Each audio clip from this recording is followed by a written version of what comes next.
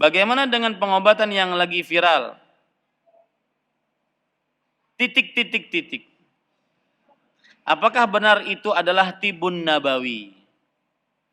Maka jawabannya saya ingatkan nih, terutama kepada yang punya punya jurus itu. Ya, saya ingatkan, tidak semua yang herbal tibun nabawi. Ya, tidak semua yang herbal tibun nabawi. Paham maksudnya? Yang tibun nabawi, pengobatan yang dilakukan oleh Nabi Muhammad SAW, yang ada hadisnya. Adapun yang tidak ada hadisnya, maka tidak menjadi tibun nabawi. Seperti misalkan tempe, di Arab nggak ada tempe. Apakah kemudian dia tibun nabawi? Enggak. Tidak semua yang herbal tibun nabawi. Itu satu. Ya, dan harus terima itu dia. Tidak semua yang herbal tibun nabawi. Yang ada tibun nabawi, zam-zam, madu, ya, kemudian daun bidara, kemudian yang kurma, nabi dari kurma, air rendaman kurma, tibun nabawi. Oke, kita percaya. Tetapi tidak semua yang herbal tibun nabawi.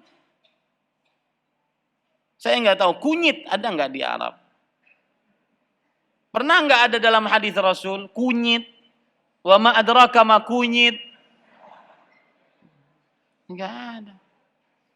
Ya, itu satu. Dan itu harus diterima nasihat itu. Dua, yang kedua, cara sehat menurut Rasulullah SAW mudah. Satu, kulu halalan thayyiban. Makanlah yang halal dan baik. Apa saja yang halal dimakan. Nasi halal, makan. Ya, nasi goreng halal, makan. Masa makan nasi goreng zalim? Makan. Ya halal makan. Ya, jangan sampai melarang yang tidak ada dalilnya. Dan yang kedua, para ikhwan yang dirahmati oleh Allah, yang ketiga berarti, yaitu ini cara sehat yang pertama tadi, makan makanan yang halal berdasarkan ayat Al-Qur'an. Kulu mimma fil ardi halalan thayyiba. Makanlah apa yang ada di bumi ini yang halal dan baik. Makan, disuruh makan apa saja. Yang penting halal. Yang kedua, wala tusrifu. Jangan terlalu berlebihan. Ya. Jangan terlalu berlebih-lebihan. Boleh makan gorengan, boleh. Tapi jangan berlebih-lebihan. Masa tidak boleh makan gorengan? Kasihan yang jualan gorengan. Ya. Kasihan yang jualan nasi goreng disebut sebagai orang-orang yang zalim. Berat loh itu. Ya. Ini para ikhwan yang dirahmati oleh Allah. Kemudian yang ketiga adalah makanlah dengan adab-adab Islam. Nah, itu nasihat yang kedua. Jadi yang pertama, tidak semua herbal itu tibun nabawi. Yang kedua, tata cara makan itu sebenarnya mudah yang saya sebutkan tadi. Yang ketiga, wahai kaum muslimin yang ada di masjid ini dan dimanapun berada, isilah majlis-majlis ilmu dengan majlis-majlis ilmu akidah dan manhaj. Itu lebih utama dibandingkan majlis-majlis ilmu makanan, meramu makanan. Paham? Ya.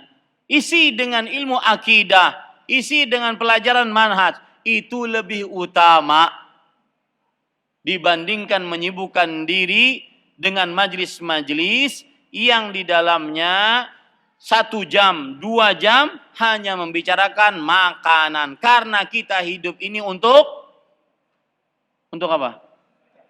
Beribadah, bukan untuk buat jus sehat. Ya, kalau sesekali tidak mengapa, akan tetapi kalau dikhususkan 1 jam, 2 jam, 3 jam, maka ini masih banyak ilmu. Al-ilmu kathir wal umru qasir. Fabda' bil ahammi fal muhim. Ilmu itu banyak, umur itu pendek, maka dahulukan yang paling penting daripada yang terpenting. Nabi Muhammad SAW menyebutkan dalam hadis-hadisnya tentang makanan-makanan. Maka seperlunya, karena memang kita hidup bukan untuk makan, hidup untuk beribadah. Dan bagaimana kita bisa beribadah? Dengan ilmu agama yang berdasarkan akidah yang benar, manhaj yang sahih, yang lurus. Seperti itu, wallahu a'lam.